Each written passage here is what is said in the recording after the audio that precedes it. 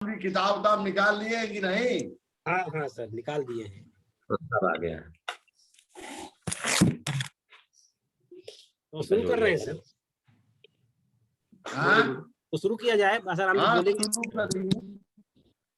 माधव प्रसाद त्रिपाठी राजकीय महिला महाविद्यालय कलीराबाद संत कबीर नगर में आज भारत रत्न डॉक्टर भीमराव अम्बेडकर की जयंती के अवसर पर आयोजित किसान लाइन संगोष्ठी में आप सबका हार्दिक स्वागत है। सर्वप्रथम मैं महाविद्यालय के परम आदरणीय प्राचार्य जी का हार्दिक स्वागत एवं अभिनंदन करता हूं, जिनकी प्रेरणा एवं निर्देशन में आज ये संगोष्ठी आयोजित हो रही है। महाविद्यालय परिवार उनका अत्यंत आभारी है। साथ ही मैं महाविद्यालय के समस्त अधिकारियों, कर्मचारियों एवं छात्राओं का भी स्वागत करता हूं। आज भारत रत्न डॉक्टर भीमराव अम्बेडकर जयंती है। सभी बच्चों को बताया गया था, लेकिन बच्चे जुड़ नहीं पा रहे हैं। लगता है परीक्षा के नाते सब बच्चे परीक्षा की तैयारी लगे हुए हैं, इसलिए जुड़ नहीं पाए। फिर भी जो है, आज जो मुख्य वक्ता के रूप में हमारे बीच आज डॉक्टर आसाराम जी, एसोसिएट प्रोफेसर संस्कृत हैं। हम आपसे निवेदन करेंगे कि आज डॉक्टर भीमराव अंबेडकर तथा आत्मनिर्भर भारत, इन दोनों के संबंधों के बारे में आज आप कुछ बताएं। हम लोगों को जो भी जुड़े हैं उनको इसका लाभ मिले। और अगर मैं इसको टेप भी कर रहा हूँ, बाद में मैं इसे ग्रुप में डाल दूंगा, बच्चे भी इससे लाभान्वित होंगे। तो मैं अधिक समय न लेते हुए मैं आदरणीय डॉक्टर आसाराम जी से अनुरोध करूंगा कि वे आत्मनिर्भर भारत, डॉक्टर भीमराव अंबेडकर के विचार दोनों के सामंजस्य स्थापित करते हुए अपने विचार रखें। डॉक्टर आसाराम जी। हेलो। बहुत बहुत धन्यवाद सर। आवाज आ रही है सर? जी जी जी। हेलो। हाँ आ रही सर, आ रही। हेलो। हाँ आवाज आ रही, बोलिए सर। आवाज आ रही सर? हाँ जी जी जी आ रही है। जी सर। आज के कार्यक्रम की अध्यक्षता कर रहे आदरणीय प्राचार्य महोदय और इस कार्यक्रम से जुड़े हुए सभी छात्र और हमारे सम्मानित शिक्षक और कर्मचारी बंधु, आज सबसे पहले मैं आप सभी लोगों को डॉक्टर भीमराव अंबेडकर जी की जयंती पर बहुत बहुत हार्दिक बधाई और शुभकामनाएं देता हूं और साथ ही साथ मैं उन्हें नमन और वंदन करता हूं। उनके संबंध में आज मुझे कुछ बोलने के लिए आपने अवसर दिया है, तो हम उनके संबंध में कहना चाहेंगे कि डॉक्टर भीमराव अंबेडकर प्रसिद्ध राजनीतिज्ञ थे, विधिवेत्ता होने के साथ साथ समाज सुधारक भी थे। उनका जन्म 14 अप्रैल 1891 को महाराष्ट्र के एक महार परिवार में हुआ था। इनका बचपन ऐसी सामाजिक आर्थिक दशाओं में बीता जहां दलितों को निम्न स्थान प्राप्त था। दलितों के बच्चे पाठशाला में बैठने के लिए स्वयं ही टाट पट्टी लेकर जाते थे। वे अन्य उच्च जात के बच्चों के साथ नहीं बैठ सकते थे। डॉक्टर अंबेडकर के मन में इस छुआछूत का व्यापक असर पड़ा, जो बाद में विस्फोटक रूप में सामने आया। यदि बड़ौदा के महाराजा गायकवाड़ ने इनकी मदद नहीं की होती, तो शायद डॉक्टर अंबेडकर इस मुकाम पर कभी नहीं पहुंच पाते जिस पर कि वे पहुंचे। तत्कालीन सामाजिक व्यवस्था, अशिक्षा, अंधविश्वास ने उन्हें काफी पीड़ा पहुंचाई। महाराजा गायकवाड़ ने उनकी प्रतिभा को देखते हुए उन्हें छात्रवृत्ति उपलब्ध कराई। इस कारण वे स्कूली शिक्षा समाप्त कर मुंबई के एल्फिस्टन कॉलेज में आ गए। इसके बाद 1913 में डॉक्टर अंबेडकर ने अर्थशास्त्र में एमए अमेरिका के कोलंबिया विश्वविद्यालय से किया। 1916 में उन्होंने इसी विश्वविद्यालय से ब्रिटिश इंडिया के प्रांतों में वित्तीय स्थिति का विश्लेषण नामक विषय पर पीएचडी की दूसरी डिग्री हासिल की। इस बार उनके शोध का विषय रुपये की समस्या था। उनका यह विषय सामयिक दृष्टि से महत्वपूर्ण था, क्योंकि उन दिनों भारतीय वस्त्र उद्योग एवं निर्यात ब्रिटिश नीतियों के कारण गहरे आर्थिक संकट से जूझ रहे थे। डॉक्टर अंबेडकर ने देशी विदेशी सामाजिक व्यवस्थाओं को बहुत नजदीक से देखा और अनुभव किया। उन्हें लगा कि भारत में तत्कालीन सामाजिक व्यवस्था में छूत अछूत जाति आधारित मौलिक सिद्धांत पर आधारित थी। वहीं विदेशों में उन्हें इन आधारों पर कहीं भी कठिनाई का सामना नहीं करना पड़ा। कुशाग्र बुद्धि का होने के कारण उन्होंने देश व विदेश की सामाजिक व्यवस्था का अपने ढंग से न केवल मूल्यांकन किया, बल्कि उन विसंगतियों को भी समझा जो भारतीय समाज में छुआछूत के आरोप में परिलक्षित होती रही है। ब्रिटिश शासन के दौरान उन्हें लंदन के स्कूल ऑफ इकोनॉमिक्स एवं पॉलिटिकल साइंस में प्रवेश भी मिला, लेकिन गायकवाड़ शासन के अनुबंध के कारण वे पढ़ाई छोड़कर वापस भारत आ गए और बड़ौदा राज्य में मिलिट्री सचिव पद पर कार्य करना प्रारंभ किया। 1926 में डॉक्टर अंबेडकर ने हिल्टन यंग आयोग के समक्ष पेश होकर विनिमय दर व्यवस्था पर जो तर्कपूर्ण प्रस्तुति की थी, उसे आज भी मिसाल के रूप में पेश किया जाता है। डॉक्टर अंबेडकर को गांधीवादी आर्थिक व सामाजिक नीतियां भी पसंद नहीं थी। उसकी वजह गांधी जी का बड़े उद्योगों का पक्षधर नहीं होना था। डॉक्टर अंबेडकर की मान्यता थी कि औद्योगिकरण और शहरीकरण से ही भारतीय समाज में व्याप्त छुआछूत और गहरी सामाजिक असमानता में कमी आ सकती है। डॉक्टर अंबेडकर और उनका विश्वास था कि भारत में है। तो इस प्रकार से जब हम देखते हैं तो कि अब यानी भारत जो है अपना आत्मनिर्भर कैसे हो सकता है, यहाँ की समस्याओं का समाधान कैसे हो सकता है, इस पर हमें डॉक्टर भीमराव अंबेडकर साहब के आर्थिक दर्शन पर हमें कुछ चर्चा करनी है, क्योंकि आर्थिक समस्याएं ऐसी समस्याएं हैं जो हमारे देश को उस स्थिति में नहीं पहुंचने दे रही हैं जिसमें हमारे देश को पहुंचना चाहिए था। इस विषय में हम थोड़ा चर्चा करना चाहेंगे उनके आर्थिक दर्शन पर कि डॉक्टर अंबेडकर प्रत्येक नागरिक की मूल आवश्यकताओं की आपूर्ति किसी भी लोकतंत्र का प्रथम कर्तव्य मानते थे। वे साम्राज्यवाद और पूंजीवाद के खुले विरोधी थे। उनकी सोच में कार्ल मार्क्स और गौतम बुद्ध के विचारों का अद्भुत समन्वय है। वे पक्के यथार्थवादी थे। उनकी मान्यता थी कि मानव समाज में पूर्ण समानता नहीं लाई जा सकती, इसलिए वे धन दौलत एवं अन्य प्रकार की सामाजिक शैक्षिक असमानताओं को ही क्रमिक एवं तार्किक ढंग से दूर करना चाहते थे। उन्होंने प्रिवी पर्स की समाप्ति, बैंकों, बीमा कंपनियों तथा कोयले की खानों के राष्ट्रीयकरण की बात बहुत पहले उठाई थी। इससे भी आगे बढ़कर उन्होंने भूमि तथा कृषि के राष्ट्रीयकरण की वकालत की थी। वे समाजवाद और सार्वजनिक क्षेत्र के पक्षधर थे, जिनके माध्यम से नेहरू जी ने भारतीय अर्थव्यवस्था को नियंत्रित एवं विकसित करना चाहा था। डॉक्टर अंबेडकर की आर्थिक योजना पर उनके निम्नलिखित शब्द पर्याप्त प्रकाश डालते हैं कि यदि विदेशी तत्वों को निष्कासित कर आर्थिक परिवर्तनों को वरीयता दी जाए तो सशक्त प्रशासन आसानी से दूरगामी समाज सुधार ला सकता है। डॉक्टर अंबेडकर जी का दृढ़ मत था कि हमें अपने राजनीतिक लोगों की इसके बिना राजनीतिक लोकतंत्र अधिक दिनों तक नहीं चल सकता। उन्होंने भारतीय समाज की सामाजिक दशा का चित्रण एक जोरदार राजनीतिक एवं आर्थिक शब्दावली में इस प्रकार से किया था। यह अत्यंत असंतोषजनक स्थिति है कि अधिकांश लोगों को अपनी जीविका चलाने के लिए भार ढोने वाले पशुओं की तरह 14-14 घंटे पसीना बहाना पड़ता है और इस प्रकार वे मनुष्य की अमूल्य धरोहर मस्तिष्क एवं मन का प्रयोग करने के अवसरों से सर्वथा वंचित रह जाते हैं। पूर्व में कैसा भी रहा हो, परंतु वर्तमान में वैज्ञानिक एवं तकनीकी प्रगति ने इसे संभव बना दिया है।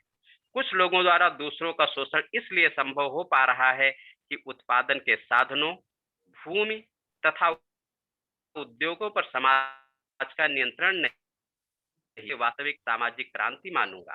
डॉक्टर अंबेडकर की यह भी मान्यता थी कि सामाजिक और आर्थिक मुक्ति के बिना जीवन और राजनीतिक स्वतंत्रता का कानून एवं संविधान द्वारा संरक्षण बेमानी हो जाता है। उन्होंने कहा कि हमें यह नहीं भूलना चाहिए कि लोग दलितों सहित केवल कानून और व्यवस्था पर जीवित नहीं रह सकते, उन्हें तो रोटी चाहिए। लोकतंत्र की सफलता के बारे में उन्होंने कहा कि मेरे विचार में लोकतंत्र की सफलता की पहली शर्त यह है कि समाज में घोर असमानताएं ना हो। वहां पर कोई भी शोषित एवं दलित वर्ग ना हो, वहां पर ना तो कोई सर्वाधिकार संपन्न वर्ग हो और ना ही कोई सर्वथा वंचित वर्ग हो। अन्यथा ऐसा विभाजन, ऐसी परिस्थिति तथा ऐसा सामाजिक संगठन हमेशा हिंसक क्रांति के बीच संजोए रहता है और लोकतंत्र द्वारा इनका निदान असंभव हो जाता है। डॉक्टर अंबेडकर उन राष्ट्रवादियों से असहमत थे जो केवल राजनीतिक स्वतंत्रता को प्राथमिकता देते थे। वे ऐसी कोरी एवं भावुक देशभक्ति को आदर्श नहीं मानते थे। उनकी मान्यता स्पष्ट थी कि भारत में वे लोग राष्ट्रवादी और देशभक्त माने जाते हैं जो अपने भाइयों के साथ अमानुषिक व्यवहार होते देखते हैं, किंतु इस पर उनकी मानवीय संवेदना आंदोलित नहीं होती। उन्हें मालूम है कि इन निरपराध लोगों को मानवीय अधिकारों से वंचित रखा गया है, परंतु इससे उनके मन में कोई क्षोभ नहीं पैदा होता। वे एक वर्ग के सारे लोगों को सरकारी नौकरियों से वंचित देखते हैं, परंतु इससे उसके मन में न्याय और ईमानदारी के भाव नहीं उठते। वे मनुष्य और समाज को आहत करने वाली सैकड़ों कुप्रथाओं को देखकर भी मर्माहत नहीं होते। देशभक्तों का तो मात्र एक ही नारा है, उनको तथा उनके वर्ग के लिए अधिक से अधिक सत्ता। मैं प्रसन्न हूं कि मैं इस प्रकार के देशभक्तों की श्रेणी में नहीं हूं। मैं उस श्रेणी से संबंध रखता हूं जो लोकतंत्र की पक्षधर है और हर प्रकार के एकाधिकार को समाप्त करने के लिए संघर्षरत है। हमारा उद्देश्य जीवन के सभी क्षेत्रों, राजनीतिक, आर्थिक एवं सामाजिक में एक व्यक्ति एक मूल्य के आदर्श को व्यवहार में उतारना है। बाबा साहब ने राजनीतिक आंदोलन में मजदूर वर्ग की भूमिका के बारे में 6-7 दिसंबर 1943 को 5वीं मजदूर सभा को संबोधित करते हुए कहा था कि मैं दो टिप्पणियां करना चाहता हूं। पहली ये कि जो लोग औद्योगिक ढांचे की पूंजीवादी व्यवस्था और राजनीतिक ढांचे की संसदीय व्यवस्था में रह रहे हैं, वे अपनी व्यवस्था के अंतर विरोधों को अवश्य पहचानें। इसमें प्रथम अंतर विरोध काम न करने वालों के लिए असीम संपदा एवं काम करने वालों के लिए भीषण गरीबी के रूप में है। दूसरा अंतर विरोध राजनीतिक और आर्थिक व्यवस्था में है। राजनीति में समानता परंतु आर्थिक क्षेत्र में असमानता। एक व्यक्ति एक वोट और एक वोट एक मूल्य हमारे राजनीतिक आदर्श हैं, परंतु आर्थिक क्षेत्र राजनीतिक आदर्श के ठीक उल्टा है। इन अंतर विरोधों को दूर करने के रास्तों के बारे में मतभेद हो सकते हैं, परंतु इसमें कोई मतभेद नहीं हो सकता कि ये अंतर विरोध हैं। मेरी दूसरी टिप्पणी यह है कि जब से सामाजिक जीवन के आधार दर्जा और समझौता हुए, तब से जीवन की असुरक्षा एक सामाजिक समस्या बन गई है और मानवीय जीवन को बेहतर बनाने वालों को इसका हल ढूंढना होगा। मनुष्य के जन्म सिद्ध शक्ति लगाई गई है, यह सब बहुत अच्छा है, लेकिन मैं ये कहना चाहता हूँ कि तब तक सुरक्षा संभव नहीं होगी जब तक इन अधिकारों को मूर्त रूप नहीं दिया जाता, जिन्हें जनसाधारण समझ सके, जैसे शांति, मकान, पर्याप्त कपड़ा, शिक्षा, अच्छी सेहत तथा सबसे ऊपर गिरने के बिना भय के सिर को ऊंचा रखकर चलने का अधिकार। अंबेडकर जी ने आगे फिर कहा कि हम भारत में इन समस्याओं को नजरअंदाज नहीं कर सकते। हमें अपने मूल्यों का पुनर्मूल्यांकन करना होगा। भारत में केवल आर्थिक उत्पादन पर सारी शक्ति लगा देना पर्याप्त नहीं होगा।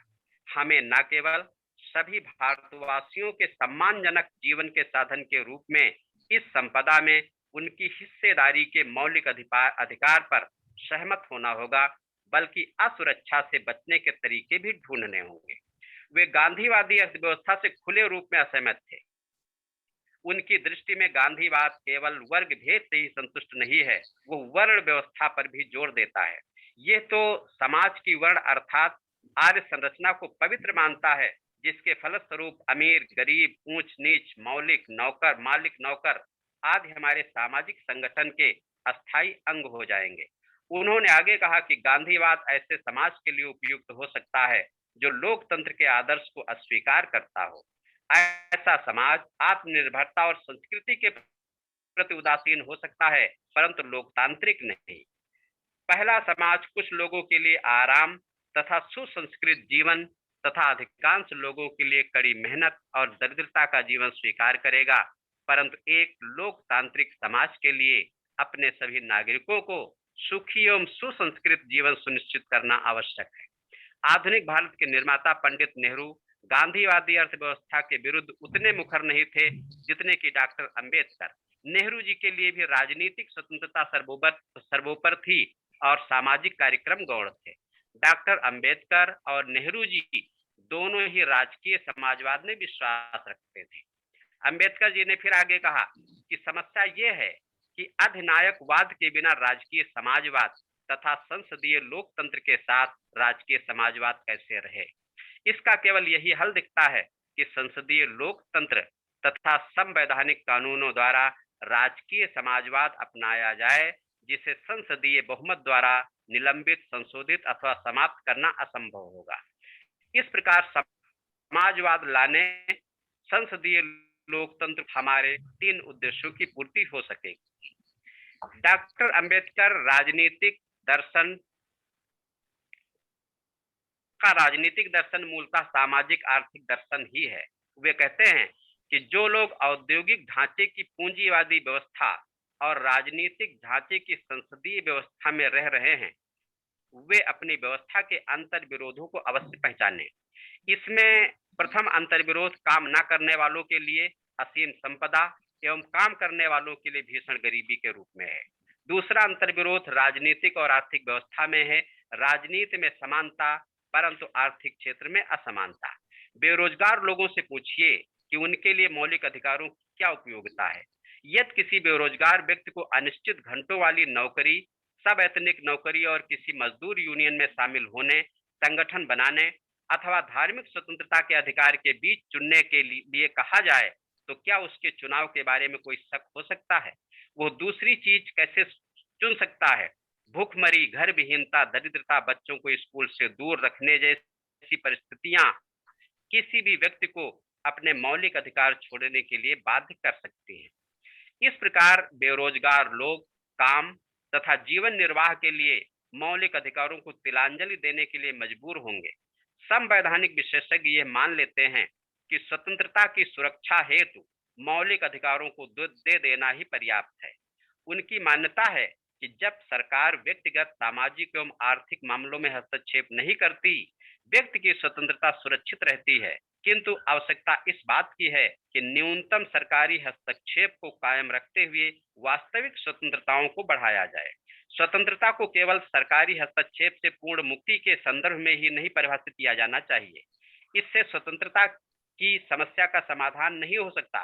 सरकारी हस्तक्षेप के अभाव में जंगल राज अर्थात जिसकी लाठी उसकी भैंस वाला समाज होगा।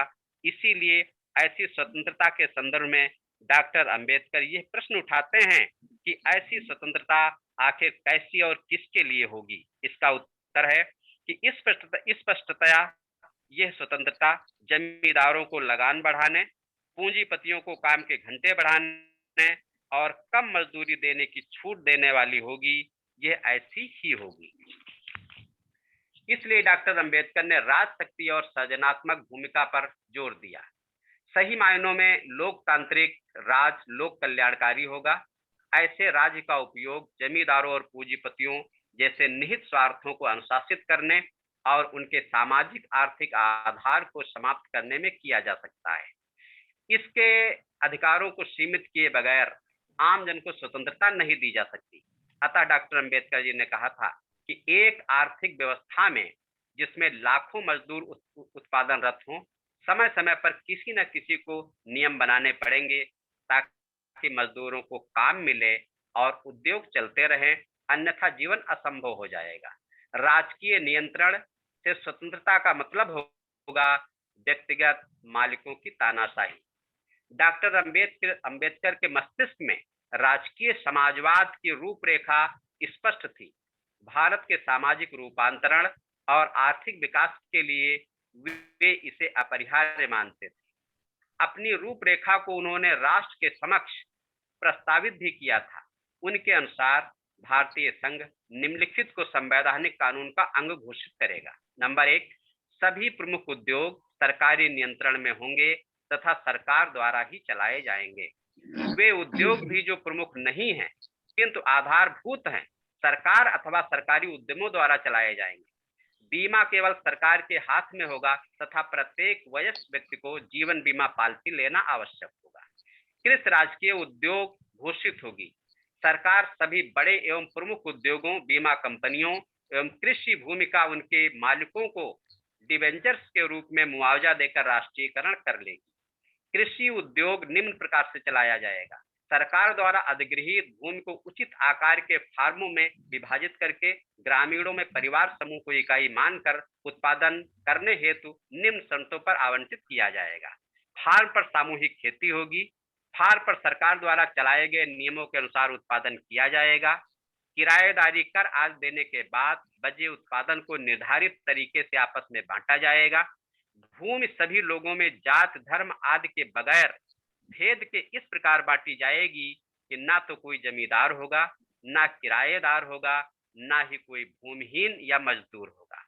पानी, उपकरण, पशु, खाद आदि, बीज आदि को उपलब्ध कराना सरकार का कर्तव्य होगा।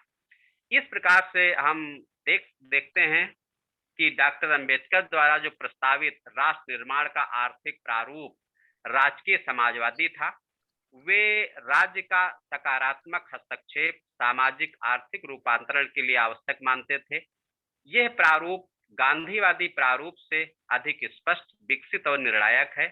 भारत में परंपरागत सामाजिक बंटवारा अन्यायपूर्ण है और उस पर आधारित आर्थिक बंटवारा अमानवीय है। इन्हें समाप्त करना है। आज हम अपने चिंतकों द्वारा प्रस्तुत राजनीतिक आर्थिक नमूनों को भूलकर पश्चिमी पूंजीवादी दुनिया के लुभावने किंतु खतरनाक नारों और मुहावरों में फंसते जा रहे हैं। अंततः यह घातक होगा। आज राजकीय नियंत्रण से स्वतंत्रता को हम वास्तविक स्वतंत्रता मान बैठे हैं, लेकिन डॉक्टर अंबेडकर ने इसमें व्यक्तिगत मालिकों की तानाशाही देखी थी। डॉक्टर अंबेडकर ने भारत में व्याप्त आर्थिक और सामाजिक अंतर विरोधों को दूर करने के लिए जिस राज्य की कल्पना की थी, वह राजनीतिक दृष्टि से लोकतांत्रिक और आर्थिक दृष्टि से समाजवादी था। उसे उन्होंने राजकीय समाजवाद कहा। उसे समाजवादी लोकतंत्र भी कहा जा सकता है।